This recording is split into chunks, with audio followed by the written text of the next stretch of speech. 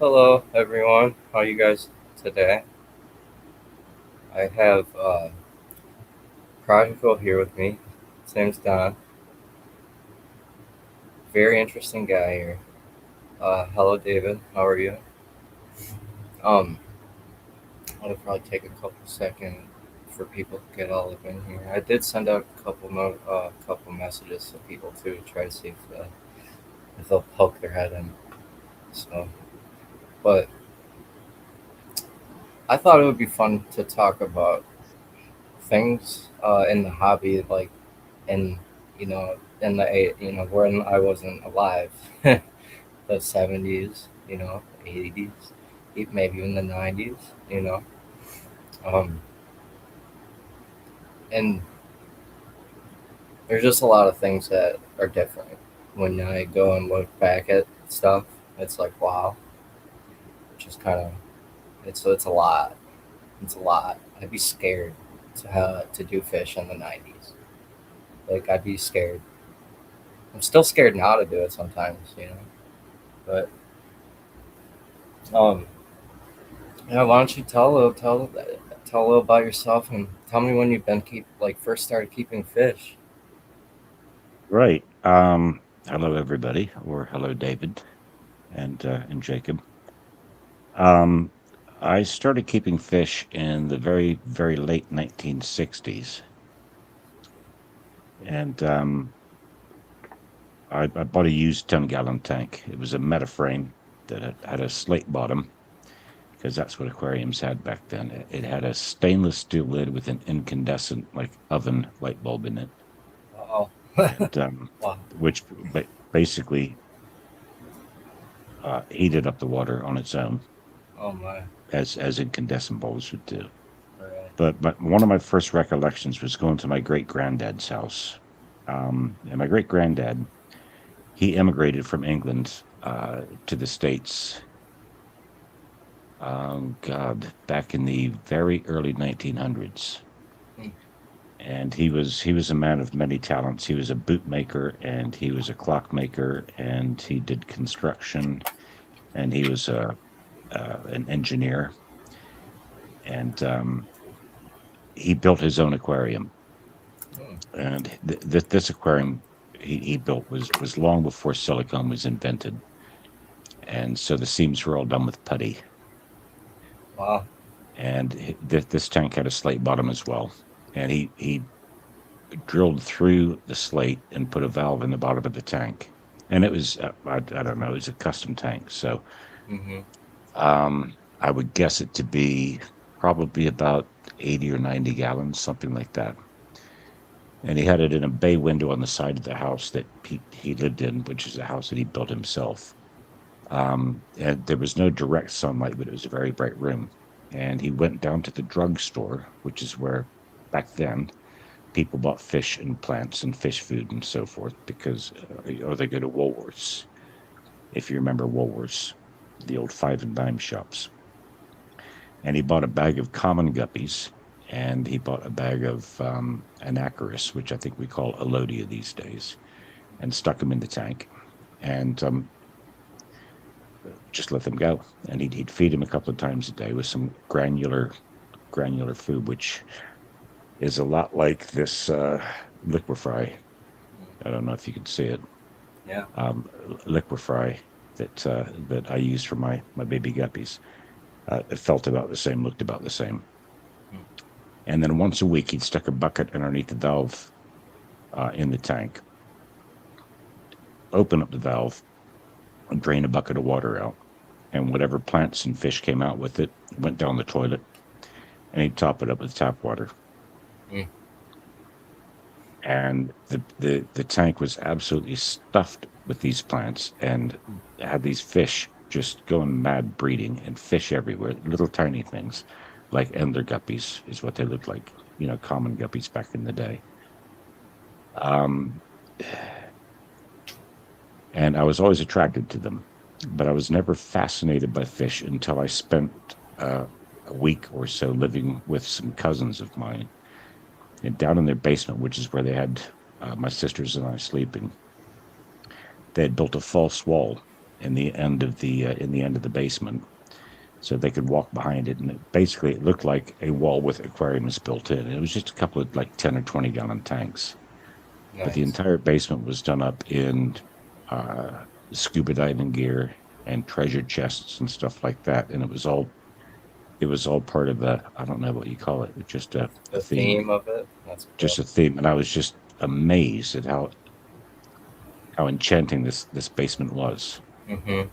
Um, and I thought there's amazing things you can do with fish and fish tanks if you really get into it. And I think that's probably what really kicked me off, was seeing what the possibilities were if you used your imagination.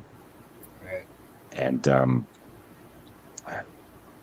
yeah, so I mean, got started back then, and loved the fish when I was keeping them. And the next Christmas after I got my fish tank, my dad was really into the fish as well.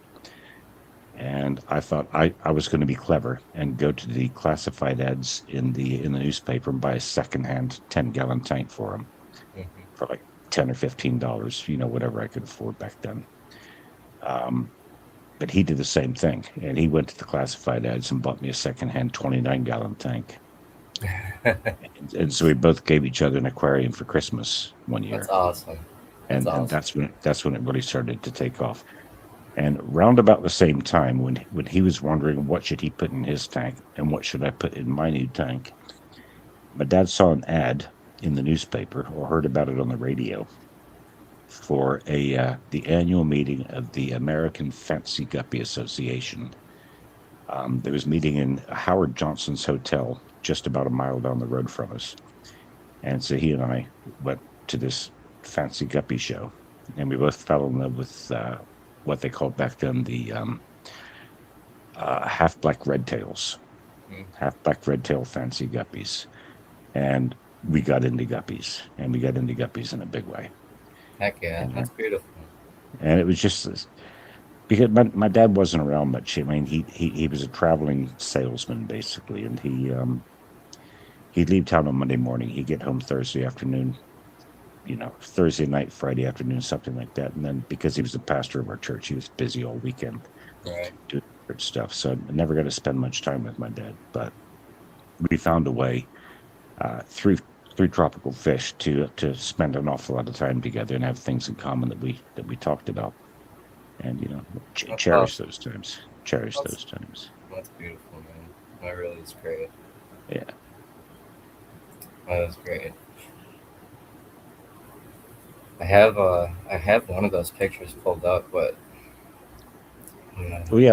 Let's talk about how we bought things back in the day, because we didn't have the World Wide Web. I mean, yeah, back in the 60s and 70s, of course, the internet was a thing, but nobody knew about it. Nobody had computers. It was just a government defense thing back then. Um, you could go to the pet shop and buy something new, and every now and then you could go to the pet shop, I suppose, and find something secondhand. But in you're that day, if we were looking for deals, you'd either go to a garage sale or a yard sale, or you get the Sunday newspaper and you go to the classified ads and look in the pets and supplies section. And so a lot of people probably don't even know what classified ads looked like back in the days. So this it's is a lot. basically, yeah, this is just a mock-up of what newspaper classified ads look like. So you get a title in bold. This is what I'm selling.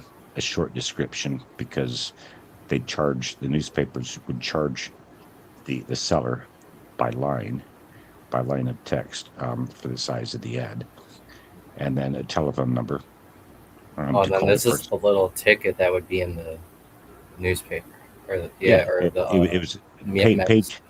pages and pages of the Sunday paper filled up with classified ads. People selling campers or boats or tropical fish or dogs or whatever they were selling. Cake pans, I don't know, you name it, sewing machines. They were selling everything.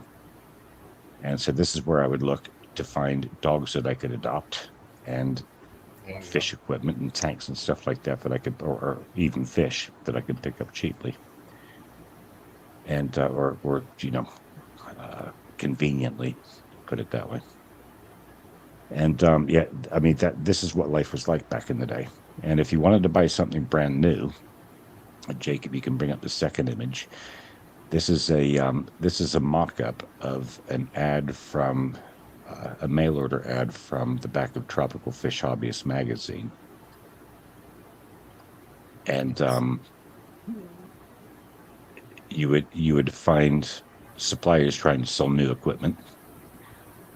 There it is. So a company called, for example, Aquarium Supplies Limited, and this would be an ad in the back of the magazine that you get your scissors and you cut it out, and you put a tick in the box next to what you wanted, and you would add everything up, and you'd have to write out a check, which is a piece of paper. A piece of paper. Some people might not even know what a check is.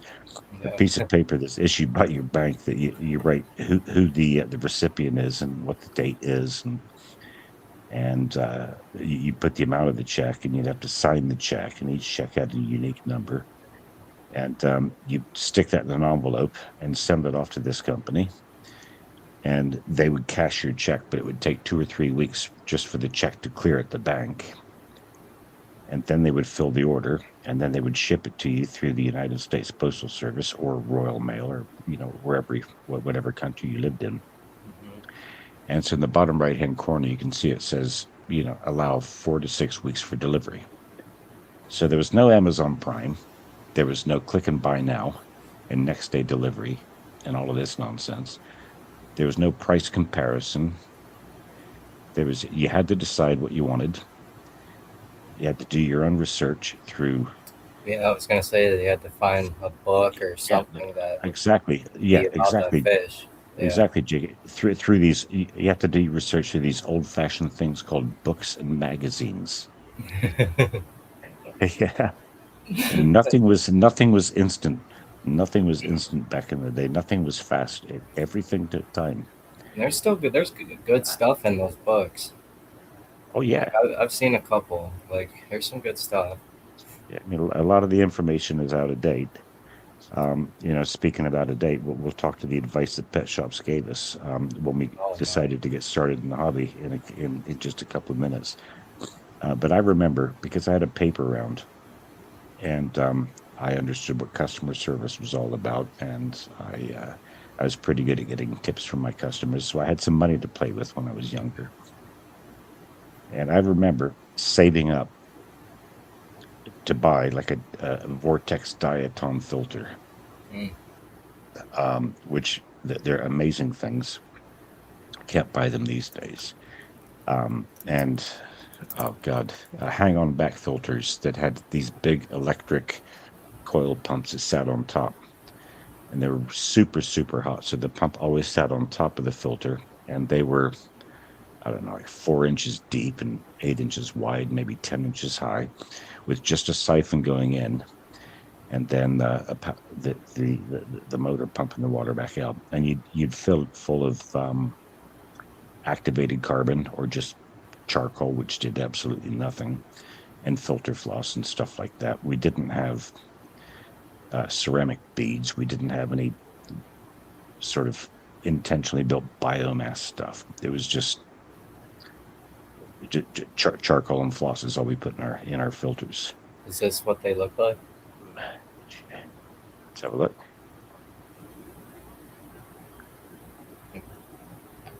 It's just like a big tank with the probably the connection at the top.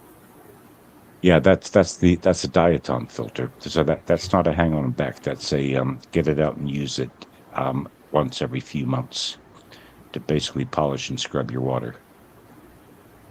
But those things were amazing. Those things are absolutely brilliant. You could even get rid of ick using that thing because it filtered down to 1 micron, Wow. which is smaller than an ick cyst. Yeah, those things were absolutely magical. I loved them. They might still be around by the looks of it. Buy them secondhand, I'm sure. Right. Yeah.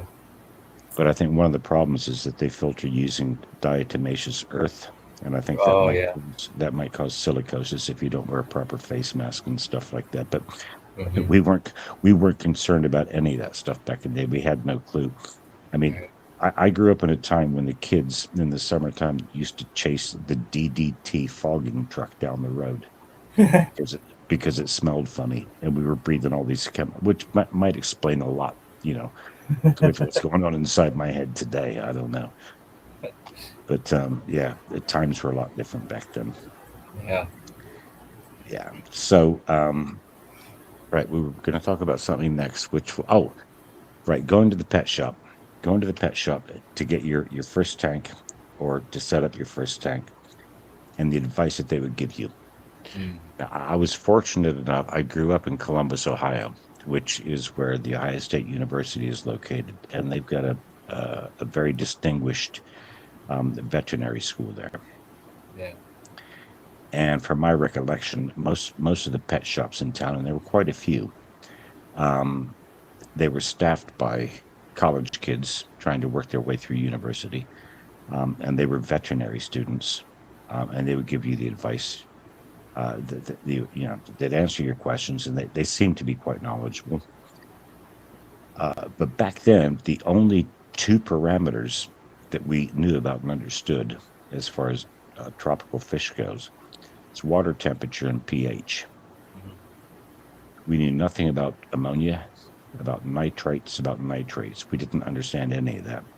Yeah. So the advice back then was set up your aquarium. You buy your Skittle puke gravel and your little treasure chest with the pearl inside, and connect the air pump to it, and the lid goes up and the lid comes down, or the Yeah. sunken ship with the spinning water wheel, which made no sense. And you let the tank run for at least 3 days, at least 72 hours, and then come back and you buy some hardy fish like bleeding heart tetras or black tetras, and you buy two fish, maybe a Cory catfish, just the one Cory. You don't need more than one. Oh wow. And that was the advice. And if your fish last for a week, then it's okay to come back and buy a couple more fish. And if those last for a week, it's okay to come back and buy a couple more fish until you hit the 1 inch of fish per gallon rule, which was it was a rule back then. A guideline. Um, yeah, little did we know that we knew absolutely nothing. We were only scratching the surface. Hmm.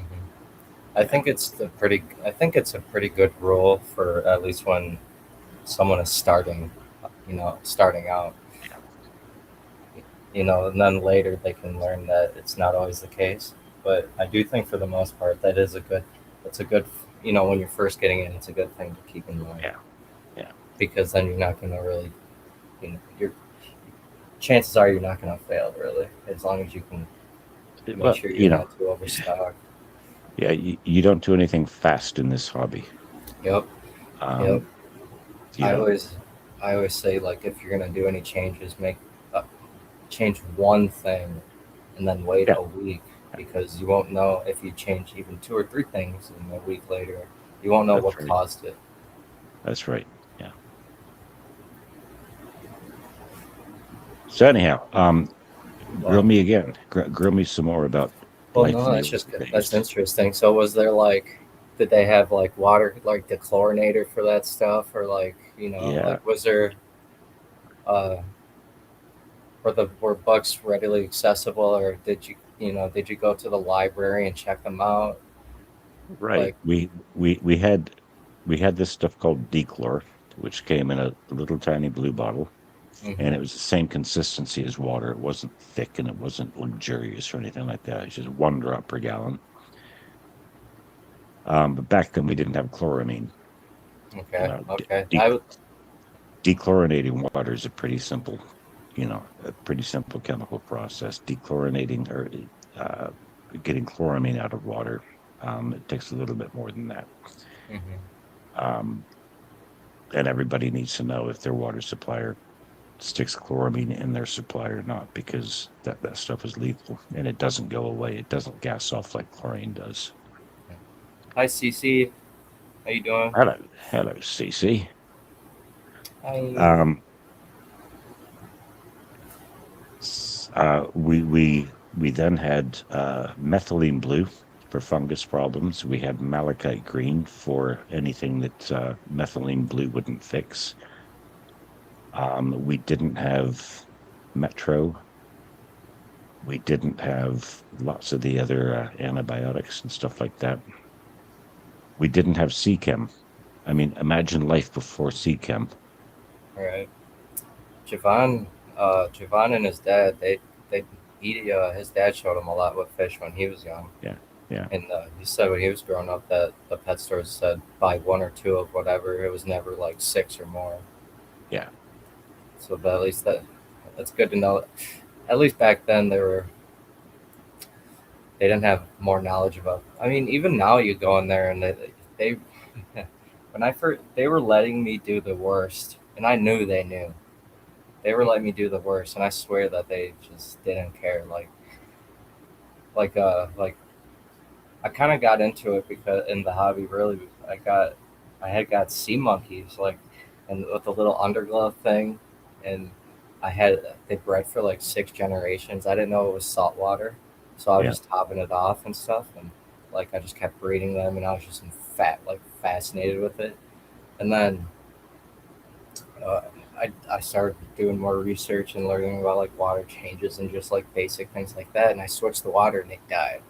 So then that sent me just into this rabbit hole that I never got out of it.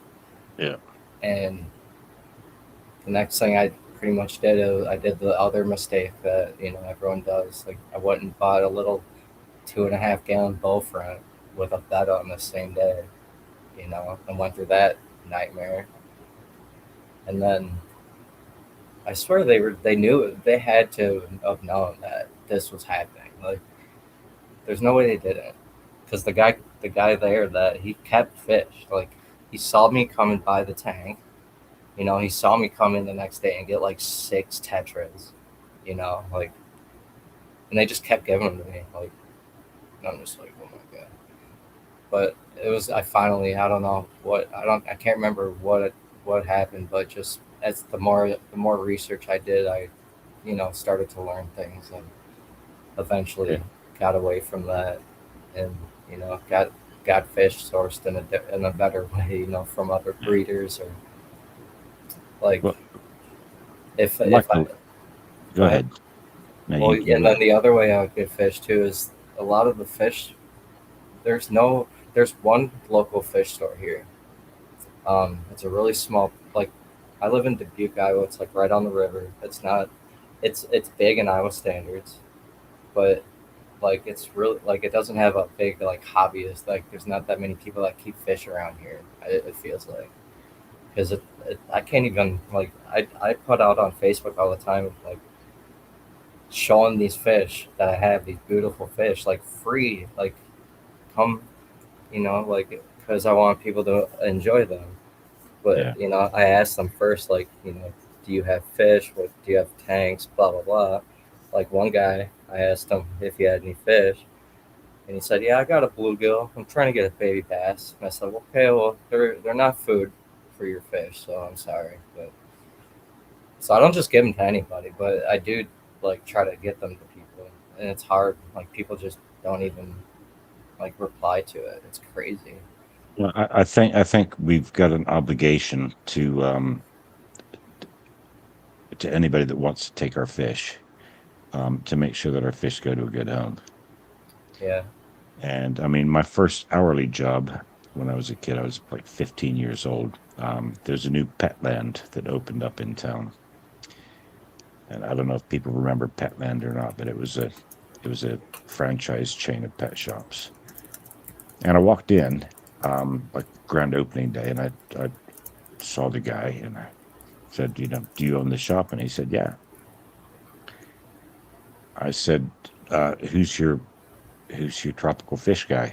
He said, I don't have a tropical fish guy. He said, I'm looking after everything. I said, how much do you know about tropical fish? And he said, I don't know anything about tropical fish. And I said to him, I said, well, you need to give me a job.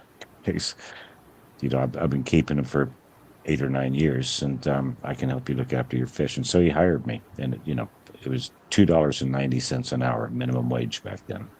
Hmm.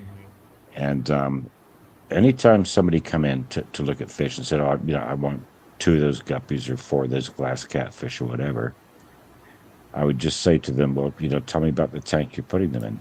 How big Mhm. is the tank and what are the fish are in the tank? And he's like, boss is like, why are you asking these questions? And I'm like, well, because I want to make sure these fish survive when they get to the other end and you get a satisfied customer. Why wouldn't I ask those questions? Right. We've got a moral obligation to Absolutely. send these guys off to a good home. Yeah. And what they do now is they they won't hire you if you know stuff about fish. So if you want to get a job at one of these places, you literally just you like I've tried getting jobs there. Like I think that they take the application, act like, oh yeah, yeah, yeah. But that was like also when I was first in the hobby, and I didn't really Yeah. realize how bad it was, you know. And then I got the realization like, oh, well, they don't want you turning people away when they're gonna buy a brand new tank and all these fish on the same day. They want, you know, because then they tell you that there's like a period where you can come back and you know, get it swapped out for new fish or whatever. But what they don't tell you is that they're gonna want your water, and then they're gonna test it, and then if it's not close to their water, Yeah. they're Then not they're gonna gonna honor it, then they, then they're gonna try to sell you a chemical solution. and then they're gonna And sell you more fish, and then yeah, it's just gonna keep. Yeah, it's just that's what it is, and they found out the way to do that was by just not hiring people that knew anything. Like pushing those people out of the way, and then it's mostly kids that work there. I it's mean, a pretty harsh blanket statement to make. I mean, not all shops yeah, are gonna be like that. right. But But some of those big box stores, they do that. They do that. But Javon's wondering, um, when trying to make your own line of guppies, do you take the best male, female, and mate with the parents, or is it a different way? See, I could talk to him about this later, but I kind of want to hear what you have to say about that. What do you? I'd take best of both. Yep. I would take best of both. Yeah. I would probably go for a younger female, not as many offspring. Um, in her past, but she will grow up and grow out. Hmm. But if you've got a fully mature, um, good specimen of a female, then why wouldn't you use her? Hmm. And if you want it, basically, if you want it to look the same as that male, what you want to do is look at the base color of that male. Is it a light silver? Is it a dull gray? Or is it gold? Right? And And then and look at and your or females. yeah, Find one that's the same color with no like fin markings or anything, just a base gold or a base silver you know, and you want to put that one with your it, male. you can get the blonde females that have nothing going on really. Everything is recessive, so the male's Yep, dominant genes are going to take over. yep. That's my little So, thing. I have blonde females everywhere, and I love it. I love it. I'm throwing out. I got all kinds of crazy fish in these tanks. Um, I have Altigres breeding true everywhere, which is crazy. It's just great. I had a male tiger antler that I didn't buy any females with, and now I have a bunch of tiger antlers that look pretty similar.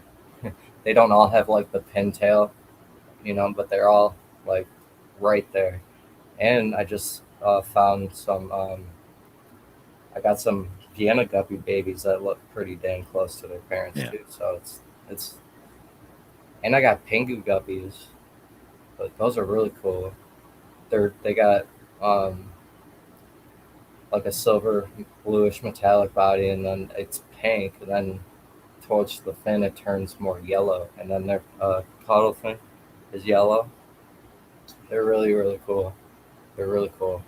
I don't know what to make of this whole Endler slash guppy thing, because to Well, me they look exactly like the common guppies that my great granddad had. I yeah, can't tell. and they I can't tell probably the are. difference. Basically, they're just a little smaller. Like um, you can kind of tell the genetics apart when you got the fish that have like the more round tail fin, and have more pastel coloration, that's more guppy genetic. If you see the ones that have the iridescent line, the green, the red, the sometimes they'll have the black bar, and then they have the fraying at the fins. Yeah. That's really iridescent, and there's not like guppies. Wild guppies will have like orange color, right? Like I can pull up wild guppies and endlers. Let me find it good.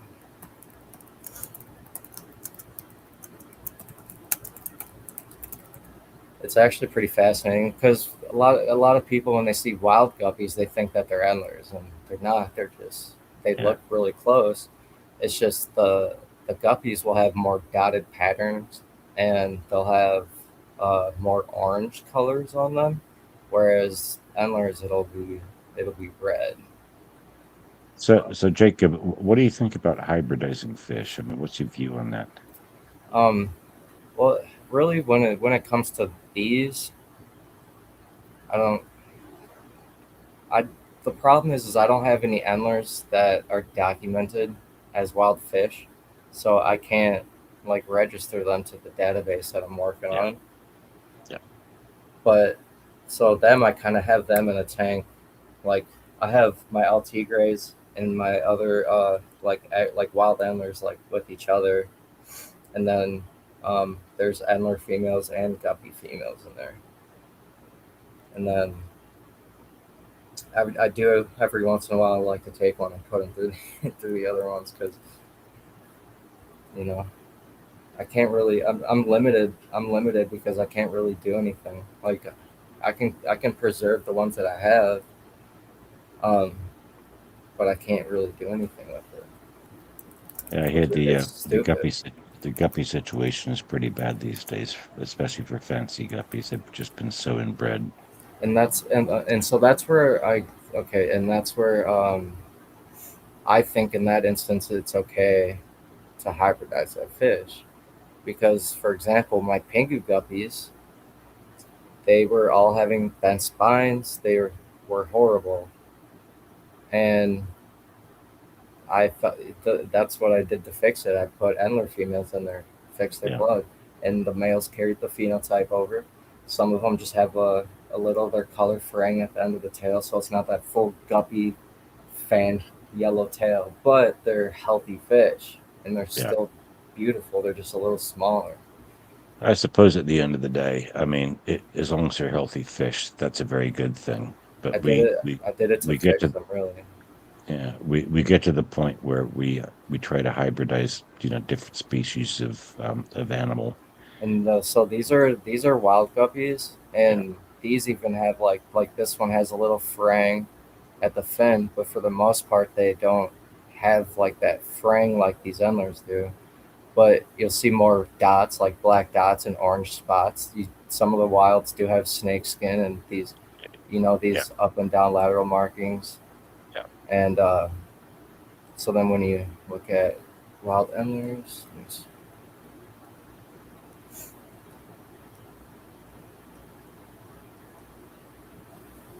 see they look like this, but there's a lot of different locations also. Yeah. I mean, when we get to the point of hybridizing a species to the point that they can't birth normally without human intervention, they can't breed normally without human intervention, like Right, English right. bulldogs, American bulldogs, stuff like that.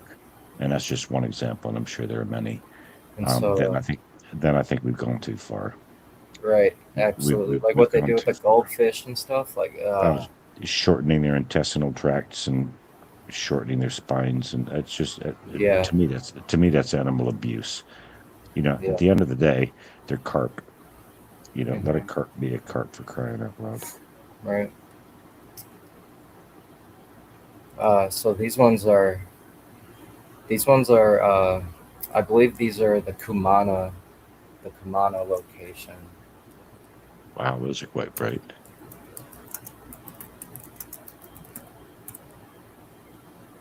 They got a very 1970s coloration about them. Hmm. The red and the gold, yeah. So these ones are definitely the Kumana. They'll have that fraying. but they're more of a blonde base color, wild type. Yeah. And then you have your Compoma. Um,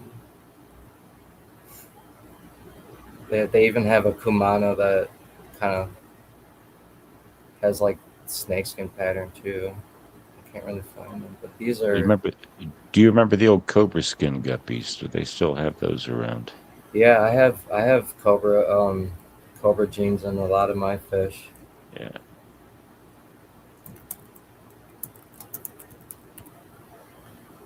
And then here's their they have the Compoma, the 31. They have like a snakeskin pattern, which is really cool. Yeah. And then these are the LT grays. And then Compomas. Find a good example for this is a good. They got more of a black body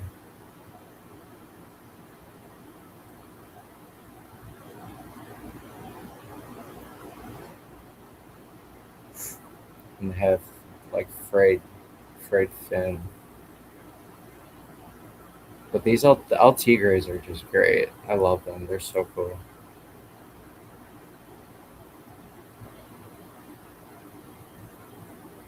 See, now I Yeah, want to get got another little. 27. I want to get another 27 aquariums and keep all of these fish.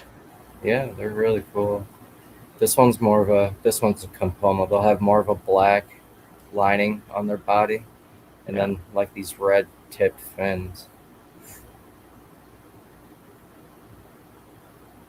And then yeah, and then it's cool too when they hybridize with some of the guppies. The guppies they'll carry over the phenotype from the endlers because it's just more dominant, Yeah. and they're really cool. They'll get maybe an inch and a half, and I really think that endler guppies should get their own like tax. Like they are like they hybridize in the wild already.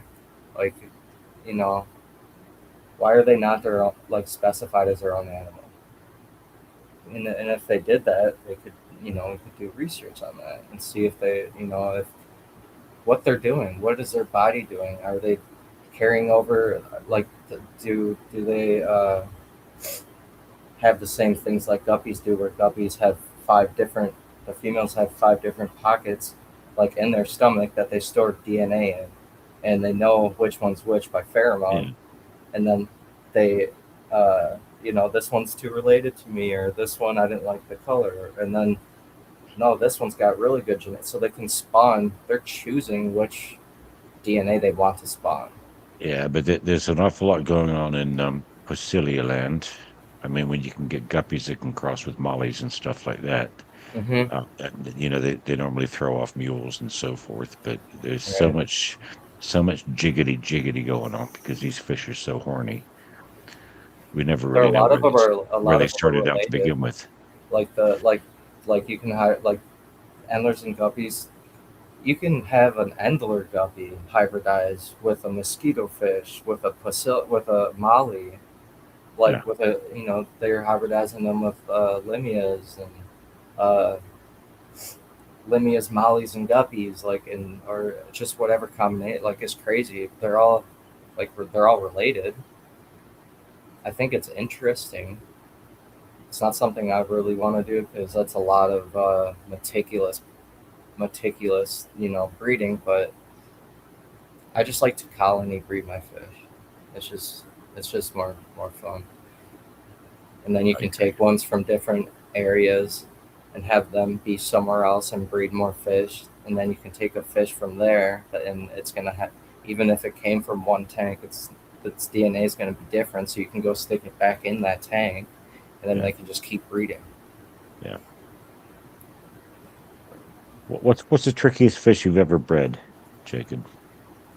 With diamond tetra, and I did it by accident. But when I figured it Well, out, it wasn't so tricky after all if you did it by accident. but when I figured it out though, like it seems like it would have been more tricky for just like anybody Yeah, to do it because I was doing a lot of stuff to that tank, and when they did breed, and what I did was like I'm gonna see what CC said real quick. In she's talking about the hiring for an aquatics department. Um, if they're not hiring for aquatics department person and you're enthusiastic about fish, they won't place you with any of the animals anyway, even if they do hire you. That's probably very true. It's probably very true.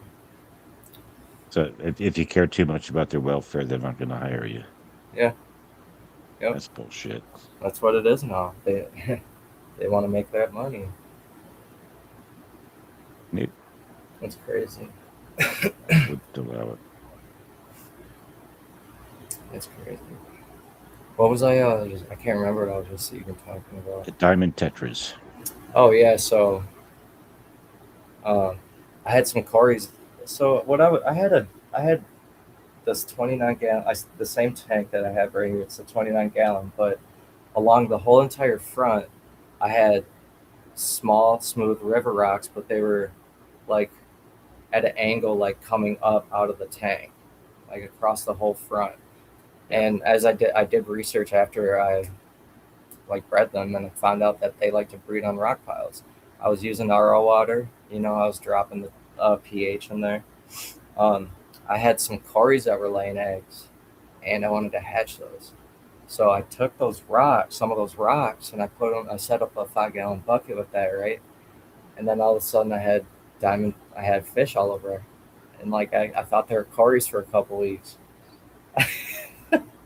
until I put like a platy fry in there, and I saw one of them come up and grab it, and I was like, oh, okay, that's not a cory. That was my first breeding. Yeah, that's how it happened. And then so as I got into the hobby more, I kind of looked back and I was like, okay, that's what happened. It was the rock piles, it was the RO water, it was the yeah, pH. I was opening the window, letting the sun come through, and they would show off their diamond scales even more when the sun came off them. yeah, yeah. It had to have been a mixture of all of it. It was great. Yeah. When I lived in the States in Ohio, I lived there till I was 28, something like that. Hmm. But I think our water was much more conducive to breeding different species of fish. I was doing, all the live bears, and I had some mollies and guppies and swordtails and this and that. Um, I was doing bettas. I was doing rosy barbs, angelfish, and I just bought, I think, five or six banjo catfish that I stuck into a 55 to set up a breeding project. And that's when I found out that I was coming to London and I had to get rid of all my tanks. So I had 27 aquariums and all these breeding pairs and God knows what, a diatom filter, my python, all of this stuff. And thank God I belonged to a local fish society. Yeah. And I just sent the message out, guys, I need some help. I need people to come and pick up fish and tanks and equipment and just get rid of all of it. If you can pay me something for it, pay me what you can afford, but it's got to be gone. And I've only got a few weeks. And it took about 3 weeks and everything was gone. Everything was cleaned out. Um, and thank God for that. Or I just would have to throw everything in a dumpster, I suppose. And I know the people that took the fish, which far more important than the equipment and stuff like that, and Right. they all went to good homes. Um, but I'm a little bit disappointed. I'm a lot disappointed that I never got to kick off the banjo catfish breeding project. And where I live now, the water is just so harsh. It's Hmm. so hard, and the nitrates are so high that I just wouldn't have a hope without going pure RO and remineralizing or doing anything like that. Hmm. And I've got no interest in chasing, spending a ton of money to chase parameters like that just to get something done. I'd rather follow. I'd rather enjoy the hobby and follow the path of least resistance and accept that the fish that I can quite happily keep and breed Hmm. and get to thrive are happy enough with a few fresh or a few live plants in the tank and the treated tap water that I can give them. Right. Um, Yeah, and you're pretty much limited to like live bears and cichlids. Yeah, Cece's yeah, been kind of rubbing a cichlid off on me, really, called the checkerboard cichlid. I think maybe that'd be a good one for you. You could yeah. breed. You were saying that the other day, the checkerboards. Yeah, They're really they're cool. They're beautiful. They only get like 2 inches. Like they're small. She says they're the most least aggressive one she's ever witnessed. Like that, that. My whole thing is I'll literally cry if I watch one of my fish murk another one. I just can't do it. I yeah. just can't. Well, that's one of the reasons I don't keep cichlids. But if I But ever get a these little guys though, they're like 2 inches. They're small, yeah, small yeah. cichlids, I get. I used to, I'm so old that I used to breed and sell convicts and crebenses back when there was a market for them. And I've heard of people like someone was offering to give me some cockatoides, but I'm like, well, okay, has any of the females ever killed any of the males after breeding? Because that's just, if I have a fish, I'm gonna try and breed it. That's just Yeah, me, and I think everyone should breed their fish. But he said yeah, and I was like, well, okay, I don't think I'm ready yet, but you know. yeah. And then So, some of the crembenzes, I've heard stories of that too, but I mean i- these, I don't know if these are capable. Really small. if I ever get to missing cichlids, all I have to do is look over there to the corner of the apartment, the corner of the living room, Oh and yeah. my flatmate, he's got a what is it, 120, 140-gallon aquarium full of cichlids, Mm. and I get to feed them every morning, and they try to bite my hand off and stuff like that, and I watch them be all aggressive, and I think, yeah, I'm over cichlids now. Right. Yeah. See if Cece loves her cichlids even if they kill I each know other. CC loves her cichlids, and we all love CC, so there's a And we solution in love there. Cece's cichlids. There's a solution in there somewhere. All right. The and like I say to them, I like to live vicariously through them with their cichlids, so I don't Yeah. need them. So I'm good. I get to watch everyone else keep them. I don't know. I just can't do it. I really can't. I And I don't suppose know. It's if you got a big enough tank, but the other thing about cichlids, to try to counteract the aggression, you got to overstock your tanks. They say, hmm um, and if you get a power cut, something like right. that, the tanks that are going to suffer most are the overstocked tanks. hmm And you overstock a tank with expensive fish, you know what's going to happen hmm is eventually you're going to come up crying about all the money that you've lost and the fish that you lost. Yeah. Yeah. I'd rather understock than overstock. That's me. Yeah. Um, and that's why I love all these little antler guppies. It's crazy how, well, because every tank I have has soil in it. It's they're all planted. They're all jungles, um, and they just get full, but not to the point. Like I I let them breed, and then I pull fish, and then I have like little buckets where I put the babies, and then when they get bigger, I have a 20-gallon I put them in, and then I have a friend that has a pond in her basement. And so every couple months, I'll take the fish out of there, and because she originally is where I got uh, a couple of these fish. Um, I got some wild guppies from her. Like I still have one left, like a wild female guppy, all silver with and she's got like black dots on her fins and stuff, like no colors, and it's really cool to watch. Like all of my males look different except for the um, the only line bred males that are here. Other than that, they're all different. Every single one of them. You could take any one of them and line it out, and it's really cool because then I look through them. I'm like a kid at the candy store, 24/7, looking through them. Like, oh, look at that one. Ah, I want that one over here. I don't know. It's just, I love it. I love it. I don't think I ever even want to. I don't really want to keep anything else. I might be getting some Skiffia multipunctata though. It's just Uh, lovely fish they are. are Beautiful. they? So I'm trying to think. Yeah, probably. I'd probably have to clear out one of these guppy tanks, or I could just set up another set up another. Set up another tank. It's always the answer. It's always the answer. I have one tank in the living room that's got pseudomobile Gertrude AR2s in there, and some pygmy cories and some astatus cories. I had more. At first, it was just full of shrimp, aquatic isopods, astatus cories, and pygmy cories, and then I had calamanus worms, and when I medicated it, it killed all of that. The shrimp colony I was breeding it for like 2 years. I watched like yeah, I basically just like watched like 3 years of work and blood, sweat, and tears. Just like die, get eaten alive. That was the one time I thought I was gonna quit. At one point, I remember looking at all my fish and just being like, I'm just gonna call them and just be done. But I So, didn't. I didn't. I figured it out. I took care. Like I cured it. I prevailed. so did you get started with dirted tanks? Is that how you first got going? No. At first I was just keeping sand, and then I'm like, why aren't my plants growing?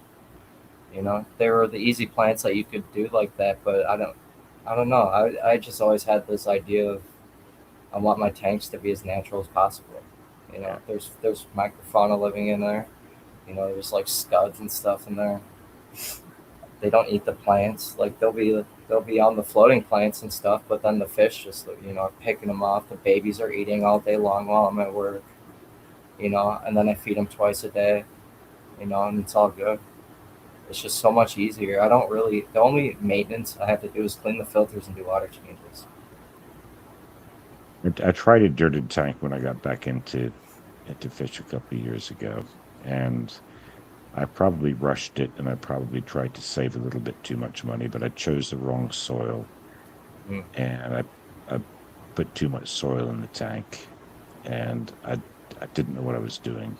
I was I was watching, not following. I was watching Father Fish, Oh yeah, yeah, and to be fair, to his credit, it was watching his videos that got me enthused about getting back into the hobby. yeah. So I have to thank Father Fish for that. I also do too because that's Uh, because that was the first thing that came up when I would look yeah, for planted turtle tanks. yeah, That was the first person that would come up, and then as I yeah. started watching But other people, and any Yahoo that says to the hmm general public around the world purporting to be an expert that you can set up with a bit of dirt and a bit of sand a no water change tank, all you got to do is top it up and not discuss the risks, not even mention the risks, has an awful lot to answer for. hmm Um, and that wasn't my problem. My problem is, and yeah, like I said, I was a little bit too gung ho. I didn't do it right. I kept the tank dirted for over a year, decided I didn't like it, tore it down, and went back to what I knew, which is just a natural crushed gravel, lime free, hmm because that's where I got started, and that's what suited me so well over the decades, and right. that's what I understand. I understand how to read the tank. With that sort of setup, and yeah, the plants don't do so well. You got to buy a little bit of fertilizer and put that in, but the nitrates, they help. The nitrates in my tap water, they help. hmm If you overfeed a little bit, you get an ammonia spike. The plants are right there to help out, along with the archaea and or the beneficial bacteria, whichever you happen to have in the tank. And nature finds a way to hmm sort things out. Yeah, in your situation, a dirted tank, yeah, yeah, yeah, because knowing your water, you said it's like how many parts per million nitrate? Like almost 30 or something Third, like that. no, yeah, well over 37.4, I think, was the average last year. Yeah, that's absolutely crazy. Yeah, Like you almost don't really need it. You almost don't need it. If you wanted to do it, you would have to use RO. yeah, You would almost have to, and then you'd have to remineralize it to the point that you want it. and yeah, But and there, I'm not into injecting money into right? the Yeah, I agree. aquatic chemical mill, Where you just to keep wherever the you keep live in the guppies. world, and as long if you can, you have to make what you can make with make That's it. do. Yeah, understand. I mean, that would be my advice to anybody: is understand what you got coming out of the tap Hmm. and figure out what you can keep along those parameters without spending a damn fortune Yeah. So here in and Iowa, all the effort and all the testing and all that crap. Understand what you're starting with, and then plot your course. right? Absolutely. The water here, it all comes from limestone bedded aquifers, so it's around like 7.8, but Yeah, there's nothing real high. It's when I do it's in a good like range. Like it's in a yeah. good range that I can just throw it in the tank, so I don't even have to use So so dechlorinator. you're talking pH, yeah. Yeah, it's got a high pH. So, What but what about I'd like to pH? do, um, I'm not too sure. I haven't tested it in a while. To be honest with you, I You need to should do keep an that. eye on that. I You know, need to keep an eye on that because that can change week to week depending on what your water supply has been doing with your pipe work. right? I Yeah, haven't checked it in a little while, but um, I just know that it wasn't like too high. Everything was in the middle last time I looked at it. yeah, Um, I do have some. I got some new strips too. I got ammonia and phosphates stuff too to test too. That I want to yeah, test the water and see if there's any phosphates that are still left over, or if there's any ammonia even in yeah. that water. They're actually kind of cool. They got these little tubes that come with them, and just ammonia and a phosphate test. And strips are actually they're pretty close to the liquid. They're pretty close. Like they're right on it. So I've seen somebody pull a test strip out of a bottle, stick it in their cichlid tank, and say, "Oh my God, my pH has crashed. What the hell has gone wrong?" And he was setting up to do a water change, and I just said, "Well, test the water again. Test the water again." And he grabbed another strip out of the same container and mm, stuck it in the tank and said, "Oh, look at that. The pH is normal." And I said, "Do you still trust test strips?" yeah, I at least use two or three of them every time. The only thing I think that I would find test strips useful for be using running two or three tests on tap water Hmm. before you do a water change, just to see if just to see if two of the three or even all three test strips agree that your Hmm. KH, if you can test for that on your strip, is within range, and your ammonia and your nitrates are within an acceptable range, or has your water supplier been messing around with something they haven't told you about? Yeah. Other than that, Are you going to kill all your fish by doing a 25% water change? right. And that is a real risk, especially in the springtime, from what I understand. Um, Um, and if the test strips show anything out of the ordinary, then I would carry on doing a yeah. liquid test first. And I need to get a liquid if the first. liquid test confirms what the test strips were saying, I'd skip the water change. Right. Um, but beyond that, I do have I have some of that old what is it called that I think it was like a Seachem product, but it's like a powder dechlorinator. I got some of that, and I have Prime, and I have a couple others actually. I do use them. It's just like every once in a while, I do like to see what my water is like without. But I shouldn't risk it like that. I haven't really thought about that. It's just everything's fine until it isn't. So I'm gonna be watching that one. So tell me something, Jacob. What is your very best advice for a brand new fish keeper? They've got their fish tank set up. Their tank is cycled. Ammonia becomes nitrate, and all that stuff, and their fish are living. What is your first piece of advice to them after that? Well, is there plants or dirt in there? Yes or no? And then whatever the situation is from that, I would say to look up a fish that you like and look at the parameters that they live in the wild, and if that's close to your water, then you're good to go. And then you want to look at their behavior, how they breathe, everything about them. What do they like? What is it? What's in their ecology? Like, is there certain rocks? Is there certain sand? Is there certain plants that they might have benefit, like a mutual like relationship with? Any microorganisms they might have a mutual beneficial relationship with? A lot of the time, a lot of those things could be the triggers that people don't know why their fish aren't breeding. It's you never know. There could be a fish that has, that lives with a certain fish in the wild, and like for example, like some Synodontis breed by brood parasitism, uh, where when the cichlids start breeding, they smell that pheromone, that triggers them, and they go and they eat the cichlid eggs, lay their eggs, and then the cichlids raise up their babies in their mouth, and then if there's any leftover cichlids in their mouth, the baby Synodontis eat them in their mouth. Xenodonts are bastards, but that's a story for another day. I have some Synodontis, and they're lovely. Well, I have the smallest one. I have the Petricola. I got 8 of them, 7 or 8 of them in here with peppercorns and my endlers, and they all are.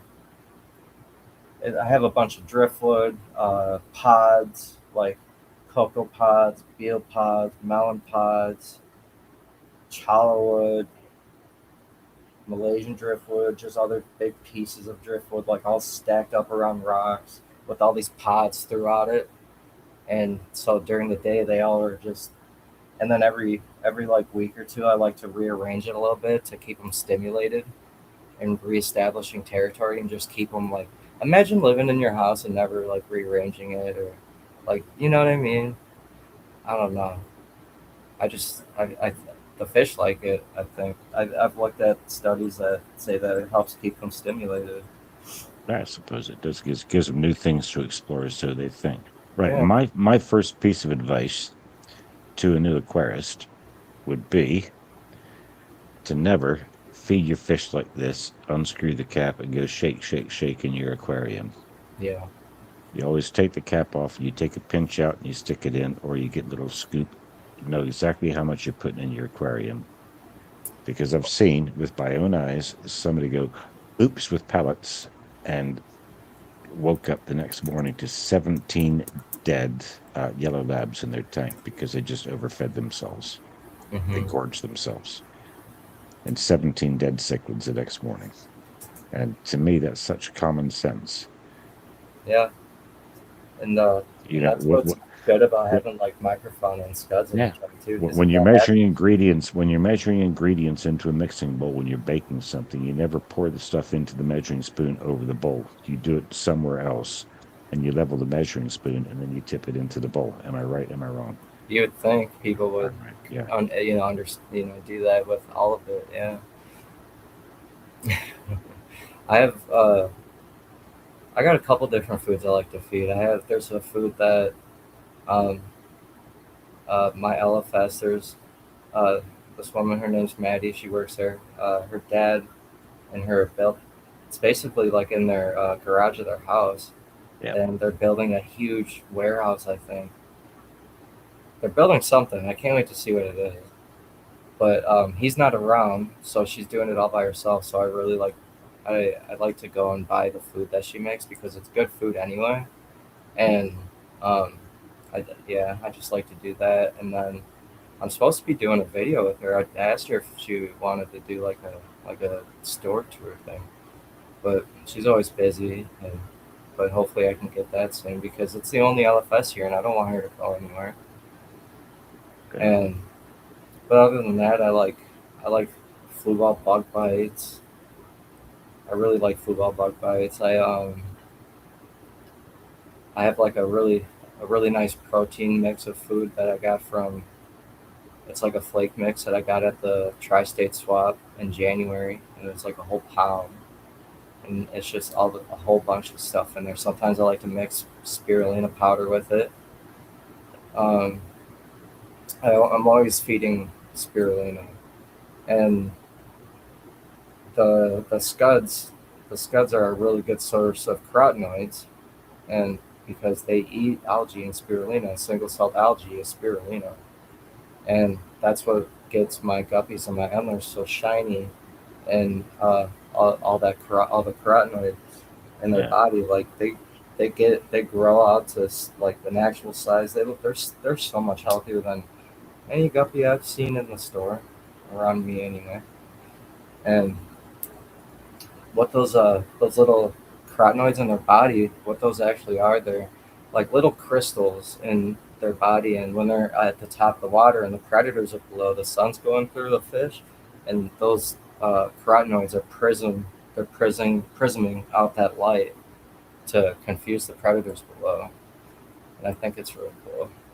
But I like to have some spirulina in some of the food. I don't feed it all the time. I like to mix between live. I have live food cultures. I got everything from nematodes, four different kinds of nematodes, um, sea shrimp, cyclops, Daphne moina. Yeah, uh, some things I don't even know what they are. Yeah, But that's something we'll have to discuss on another stream. Is because uh, I'm sure my situation isn't unique, but I live in an apartment building that's very expensive to heat, so we mhm, don't heat it much in the wintertime. And it's very difficult to cool in that we can air condition one room, but only for a few hours at a time. mhm, Um, and I had a blackworm culture going pretty well until we had the heat wave a few weeks ago, and that died off straight away because that wasn't in a cooled room. And I can hatch brine shrimp in the summertime. you know, what would be a good one for you? Vinegar eels. You ever Vinegar heard of eels. vinegar eels? I've heard of them, yeah. They're I think they're easier to keep than the other nematodes. I have the vinegar eels, the Walter worms, banana worms, and microworms. But the Yeah. vinegar eels on the I'll show I'll show you. They're they're really relatively easy to keep. Um, all you need is apple cider vinegar with mother in it. You know, with that Yeah. bacteria that's already in it. Yeah. So you take that, and you could either use oats or like potato flakes, you know, like the original potatoes with no like flavoring or things like that, just regular Right. like Idaho mashed potato flake, right? And that's what I use. I've heard that it was less smellier than the because they do stink. They do stink because they're you also need yeast, um, and they ferment and then they eat that, but they'll start climbing up the walls. I could probably grab one right now and show you. Um, but they're really cool. They're really easy. So with the vinegar eel, all you really need is that potato. That's like their substrate. You want to, you can either have it thick or a little, like a little, runny. Um, let's see. Here's I think I saw Alexander Williamson doing a video years ago about yeah, feeding them with slices of apple yeah. You can in the put summer. apple in there as well. Yeah. Yeah. Um, so they're Turbotrix aceti. They're free living roundworms, not true eels, but they are found in unpasteurized vinegar, fermenting fruits, spoiled wine, decaying plant matter. They're tolerant of extreme pH levels, surviving environments ranging from 1.6 to 11. So they'll be fine. You're Imagine wel- that. Yeah, yeah, yo, these things are insane. Uh, Vinegar eels are widely used as live food for fish fry, included bettas, guppies, tetras, killifish, and other small juvenile fish or small size. An ability to remain suspended in water for several days make them ideal for stimulating natural heating behaviors in fry. They're Yeah. particularly useful for fry, too small to eat baby brine shrimp, like the fish that can't eat any of the microfauna. They're really really small. Like Like my little Jamaican jaguar guppies.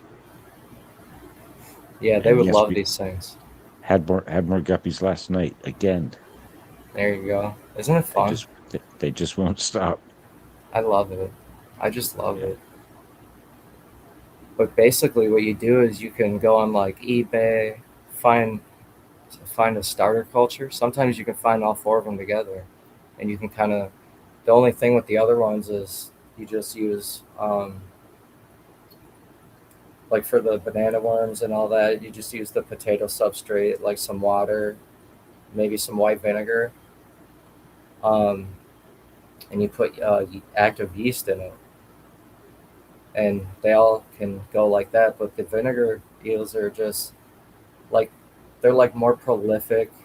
They're It's just crazy. So yeah, you basically put the you mix up the some. You want to get like a Tupperware, right? And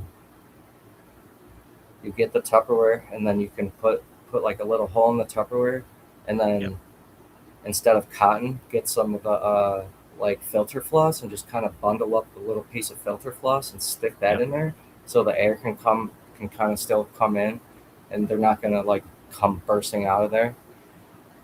You want to check it, like every at least every couple days to a week, especially when it's booming, Yep.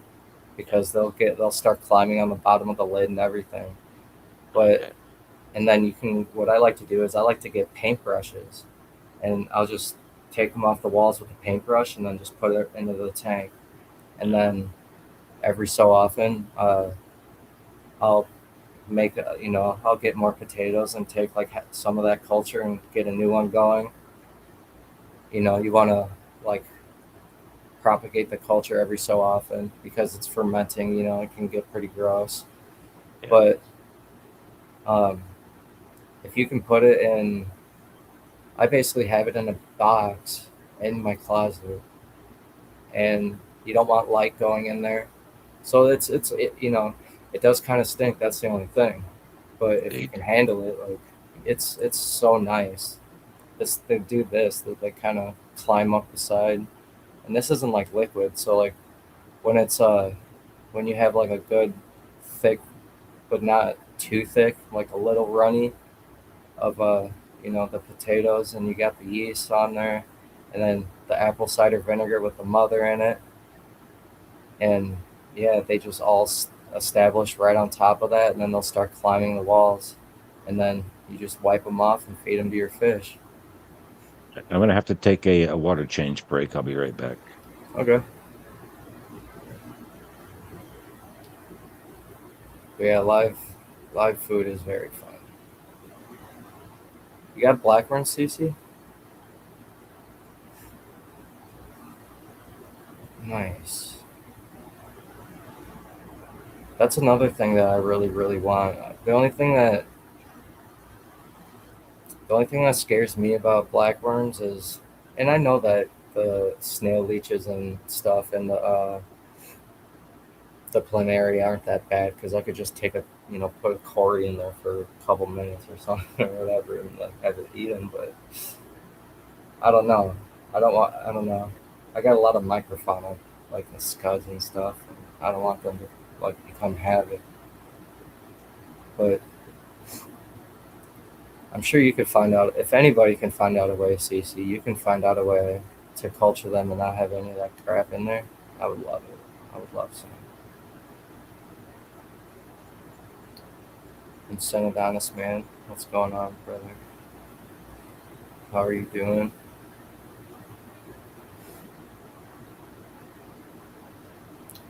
What's up with everybody? Anybody got any new fish? What's up? What's the deal? What's the word on the street?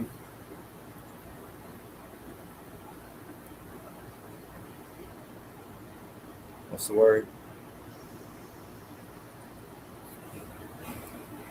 Do you see how Prodigal put call me Don, and then he put old fart under?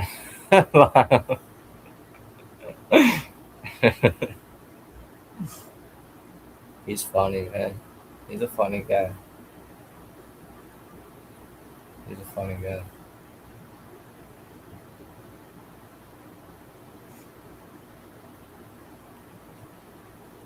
But yeah, it's kind of hard. It's fun thinking about how keeping fish back in the 70s, 80s, heck, even Victorian age.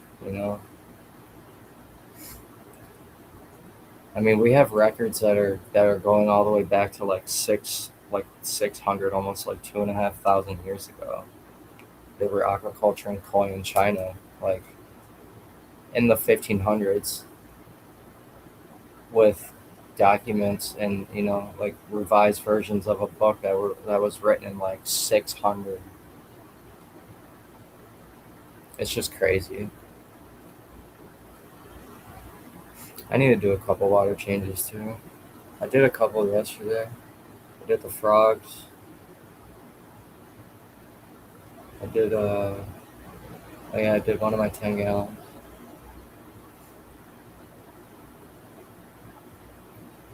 A couple of the buckets. That's what I need to do. I need to do a couple of the buckets in this 29 gallon and the 20 gallon.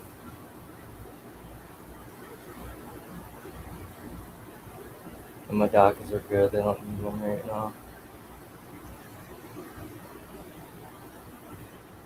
The fry don't need any either. They're starting to get pretty. They're starting to. Looks like they're starting to get a little bigger now. Finally.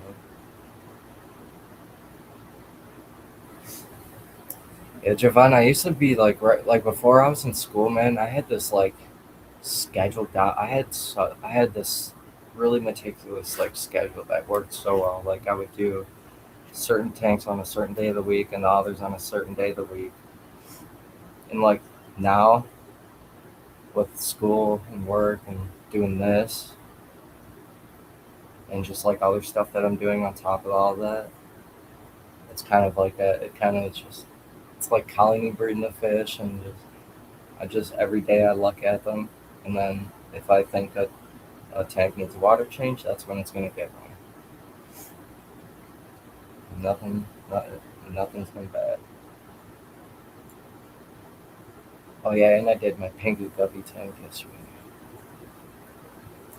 I'm thinking about putting a little tiny like Timu waterfall filter that I bought for like X amount, $5 or whatever the heck it was, $11. I want to see what that does to it. And I might be getting some skiffias. Is it bad to breed brother sister? If you're trying to line breed, you normally want to do. I believe it's the daughters with the father. Um, but if do you remember Javon when I talked about taking a certain amount of fish that you want and creating separate like colony breeding them separately, and then crossing those fish over to the ones that you want, and seeing if you could make one fish with one like a certain trait that you want and the final fish that you want, and then have another colony where you're working on the other traits, and then when you get those dialed in, and they're replicating themselves, and you take those two and cross them, and then that way you won't have and deformed fish.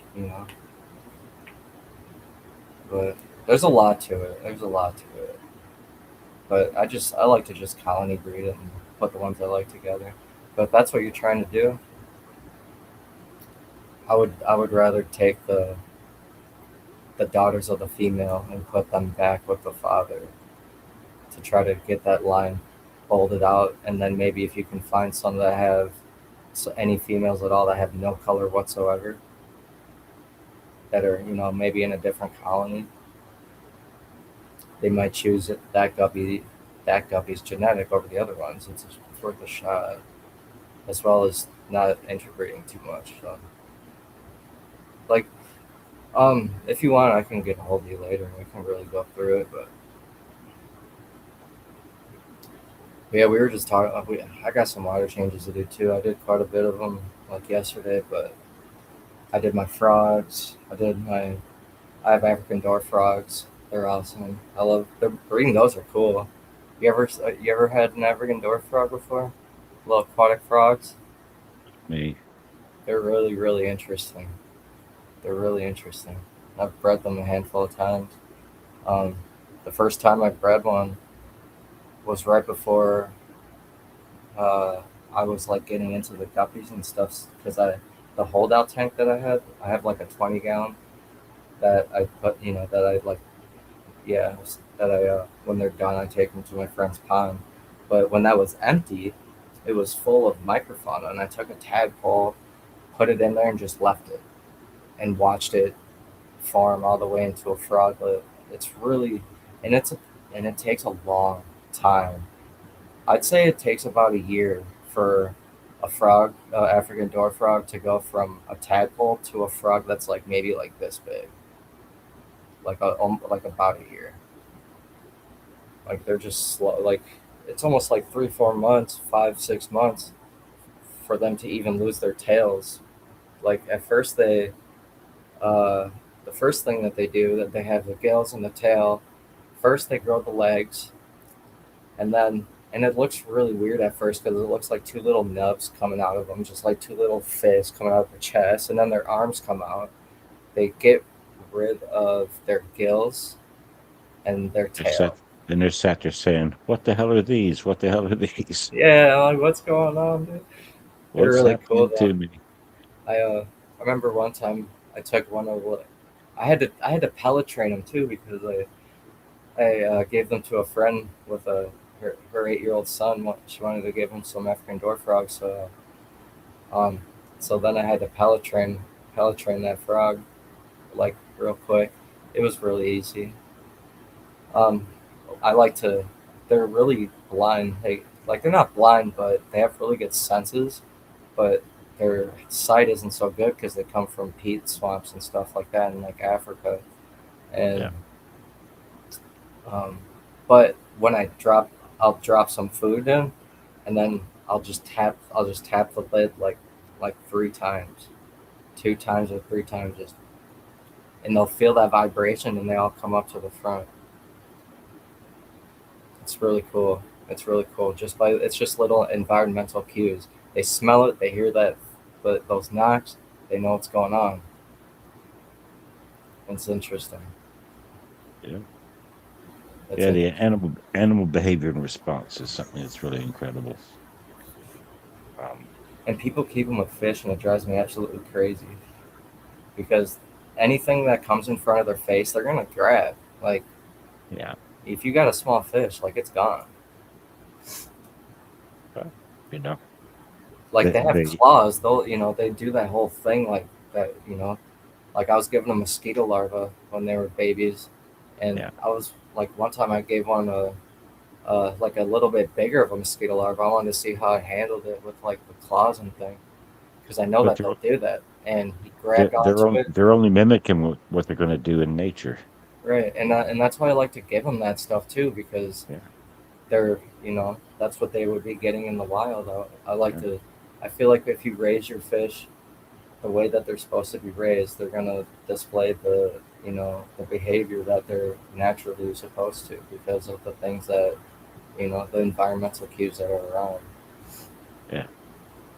The way that they evolved. Yeah, And that's why those papers with those guppies and I can't remember where it was off the top of my head, but the Cameroon guppies, how different parts of that like there's an area with a waterfall with bigger fish, and the guppies there. Um, They are smaller with less coloration, and they produce offspring. Like they have more babies more often, but the babies are smaller. Whereas on the other side, they get eaten far more often. The chance of right, survival is much lower. Yeah, and then on the other side, yeah, they have less fry, but they get bigger and more colorful. And like I just read a paper about like they're they're they're doing a bunch of like studying like in labs right now with that. They're getting groups of guppies and stuff, and then um, exposing them to like predator response, and then they can see like what genes they revert to in these situations and whatnot, and like it's just interesting. It's really interesting. Even in some of the tanks, you like if you'll see if there's like more like male competition sometimes, like yeah, some will you'll start having babies like with some really crazy looks and stuff, and it's almost like that's something. It's just crazy. It's crazy. the whole Punnett square and the whole genetics. I found another paper that they finally mapped all of the genetic guppies together, like all the genetics and different traits of the guppies, and they mapped it all together finally. And so you could basically go look at that and then find what you have and know what's going on now. You just have to know how to understand the science taught. And how do the endlers fit into that map, if at all? Not too sure. I'm not too sure because I don't think they can find any in the wild. I don't know because they wouldn't be able to do a study on wild endlers because there are none. Like I don't think they've even seen Where that did where in the did they last come like from? Where did the they come same from if not in the the wild? um um Orinoco, like the Amazon. There's a lot of guppies and stuff out there. Guppies and antlers in the Orinoco River Basin. Um, the Cameroon guppies are they believe are a guppy that paired off from the rest of the guppies because they actually have a predator response now, where they turn Right. their eyes black when they're about to strike or whatever. Like it's just cool. And Like there's feral guppies all over the world actually. Like there's guppies all over the place. But originally like South America, Orinoco River Basin. But, this they've hybridized in the wild too. I've looked through the IUCN. It was either that or another list, but they from this date and then like reviews like and then every single time at first it started at they were in this part of the in this part and they were in this part. Now these two subclades joined. Now these two subclades joined, and now there's only these two. Well, now there's only one concentrated area. Well, now there's just individuals. Now we haven't seen one in 3 years or 2 years or whatever it was. yeah, So and that's what pains me about every that's time right. I see any wild antlers that are on, I'm always asking them, do you have any paperwork for these fish? What? What do you mean paperwork? Like, Yeah, come on, man. Like, some people want to do preservation and conservation and stuff, and yeah, yeah. a lot of these people, you're just buying fish that are, it But doesn't. It's very few and far between. I've been learning in the conservation. the guppy is an amazing fish, though, because I Mm-hmm. mean, there's so much friggin' variety. Never mind the human affected strains, but there's so much variety from around the world in such a simple fish. Yeah, Something that we perceive to be simple, but apparently, very complex. yeah, You get spade tails and lyre tails and this and that, and they come in all different sizes and color patterns, and like you said, the way that they can keep 5 different sperm packs, the female can yeah. keep 5 different sperm packs, and then select which one she wants to use next. And that memory or her ability to do that, it just blows my mind.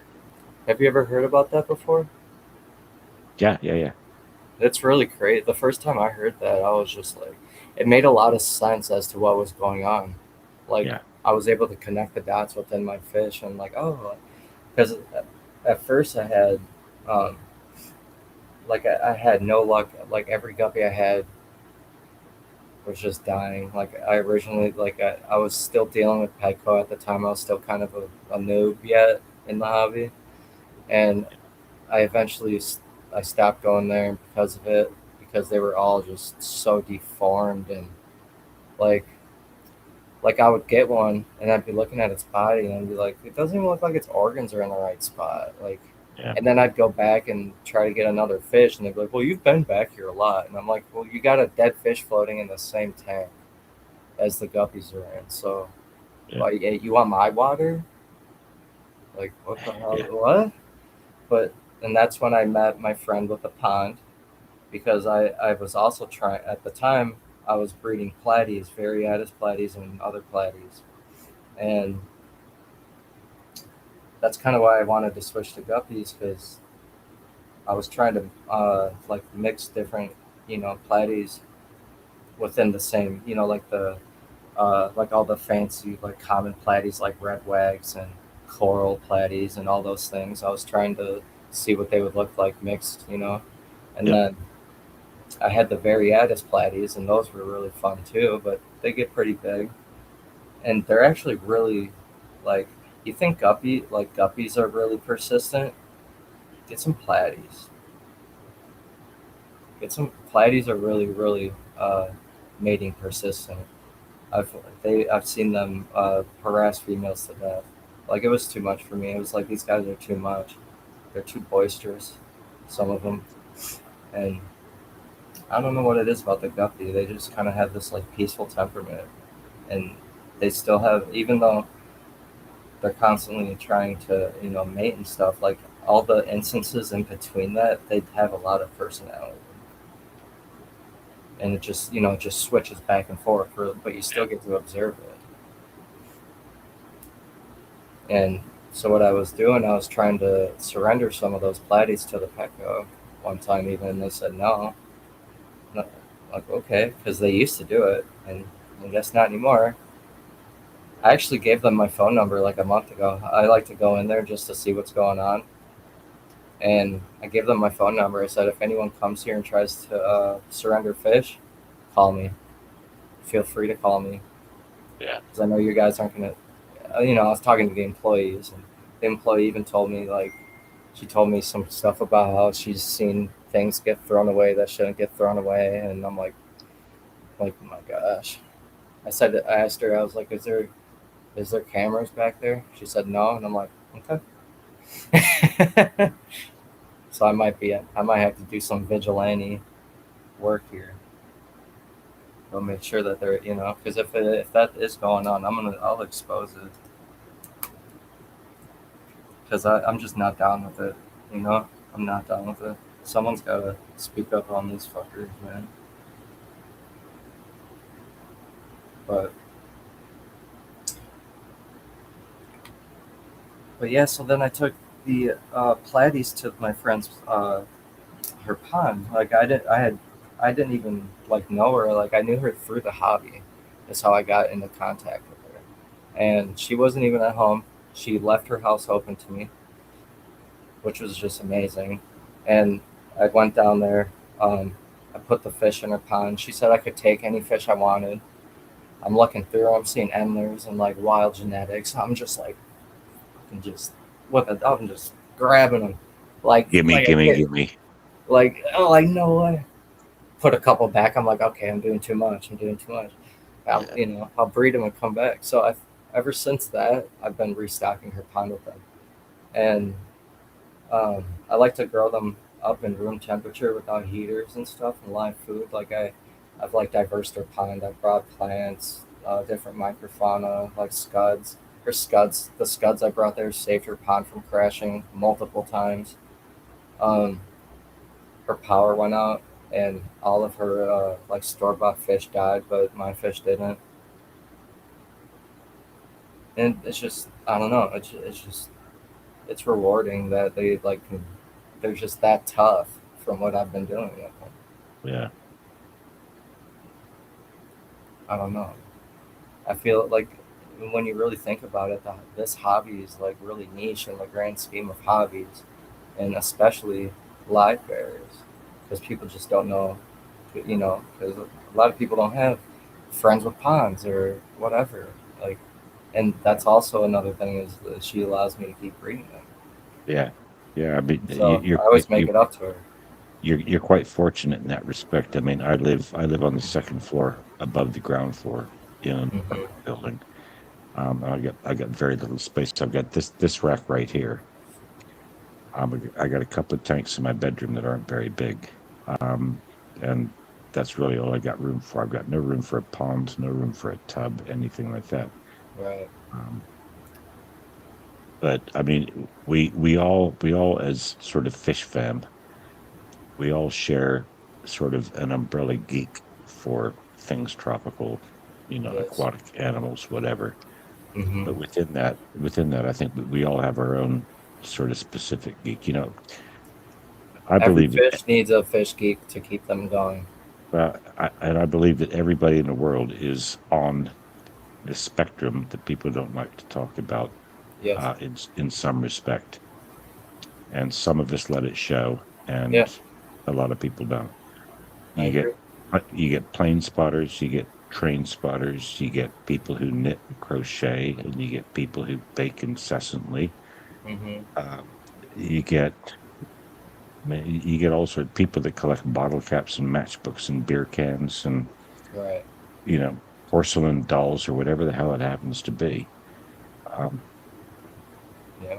and I thought when I was younger, I thought I was a weirdo. I wanted so many tanks and I wanted so many fish. And then I saw a sign, just a printed sheet of paper in a pet shop with little phone numbers printed sort of vertically with a tear Hmm. off tab at the bottom. You tear off the phone number. If you're interested in joining this fish club, tear off the phone number, go home and give us a call. Because long before mobile phones or anything like that. So I tore this thing off. I went home. I gave the number a call, and it turned out to be that the fish club was run by a guy that I went to high school with, and his wife, who I went to high school with. And I joined the fish club, and I went to the first couple of meetings. And I just felt validated as a weird human being to the Absolutely. to the point that I was actually normal be- Absolutely. I because felt the same way. I've got this geek that I can't explain to anybody. A thing that thrills me, that I'm happy to spend an hour and a half on each night when I get home from work doing maintenance on tanks. Back when I had 27, Hmm. um, and breeding fish and selling them to pet shops and stuff like that. I loved every. I never made a dime. I would trade fish at one third the retail price because that was the going rate back then for Hmm. store credit, which means I was getting completely ripped off because the dry goods Yeah. heaters and fish food, that they had their own pet shop markup. I wasn't being given credit to their cost on it. I was being given credit for retail, but it went some. It fed my enthusiasm. Yeah. It's It, better ma- than it made getting me feel nothing. like I was getting something back. And once they got to understand my fish were always healthy when I brought them in, they didn't have ick and they didn't have parasites and they were well colored and they were properly culled.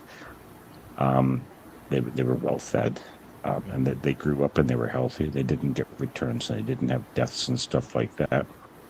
Yeah. They were happy to deal with me, and that thrilled me. And I was breeding and raising fish in local water. They were turning around and selling in local water, Right. not from Absolutely. somewhere in Indonesia, where God knows what you're going to get. How many different handlers that the fish came through, how many Yeah. water changes, how much food they had, or anything like that. Um, you know, Hmm. It's we're all wild. different. We're all different. And if we were all pressed to say this is the specific thing about tropical fish keeping that thrills me the most, we'd probably all come up with pretty much a slightly different answer. Yeah. I think the spin I have But on it but I is but I think we all sort of understand each other under the umbrella geek, for sure. which is okay with me. For It's sure. fine with me. And I think that just having nature in your home completely grounds you. Like it brings you back to reality because we're still animals. It makes us bend towards nature instead of us trying to bend nature towards us. Yeah. And there's just a real human element to it that I think people don't, that Yeah. don't keep them. This they don't understand. Like I have, I work at a car wash. I've been working there for like 14 years, and ever since I quit drinking and started getting all geeky about fish, like sometimes my coworkers laugh at me when I'm talking about it, but it used to bother me. But now I'm just like, I don't care. These guys are gonna be at this car wash forever, and I'm gonna be. I'm in college. I don't know. I don't know what I'm I'll gonna do tell you what. I'll tell you what. You do Jacob because only you can do Jacob. exactly. And I Yeah, had to, and I had to figure that out. yeah, and It was like a something. self identity thing, really, too. That's right. You And know. something about yourself you want to fix. You got to do that yourself because ain't nobody going to do it for you. Yep. Be the change you want to see in the world. That's right. That's right. You be the positive influence, indeed. Absolutely, absolutely. Yep. But yeah, we could definitely do another time. We can go over like live food and stuff if you want. We can totally do that. Yeah, yeah, absolutely. I'd love to have you on again. It'd be really fun. I like having Be, these conversations with you because you don't get a lot of uh, insight, from the older generations of fish keepers, and it it's it, it'd be my pleasure, Jacob. And I've got to say, I got a surprise wake up call this morning. My niece and her son are in town from Chicago, and I get to go and meet up with them tomorrow morning. oh So, yeah, heck I'm yeah. gonna go feed my fish and turn the lights out and go to bed and get all prepped up for a surprise visit from some relatives that I haven't seen for just over I, 3 years. I hope you have a lot of fun doing that. We're gonna do exactly that.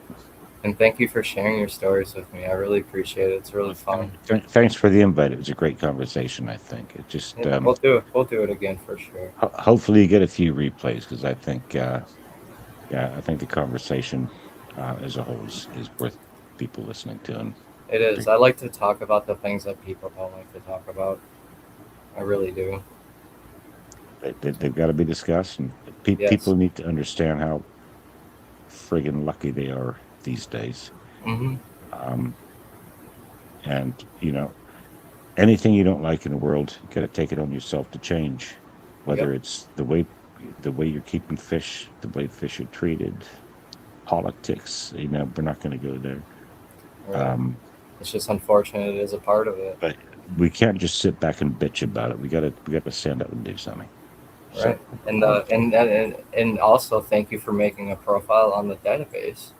Seriously, like that's one of those things that I'm helping work on to try to wow, keep that information around them. we'll try to get that Yeah, like get it's get great. that Like moved forward. I encourage anyone to do that. But yeah, we'll set up a time. We'll talk again. It'll be a fun time. Absolutely. Like I said, Mondays and Tuesdays in the evenings are Okay, usually my best time. that sounds good. I'm off Mondays, so we can. Cool. That's good. Well, you have a good All right. rest your night. Unless you have You as any well. other questions for me.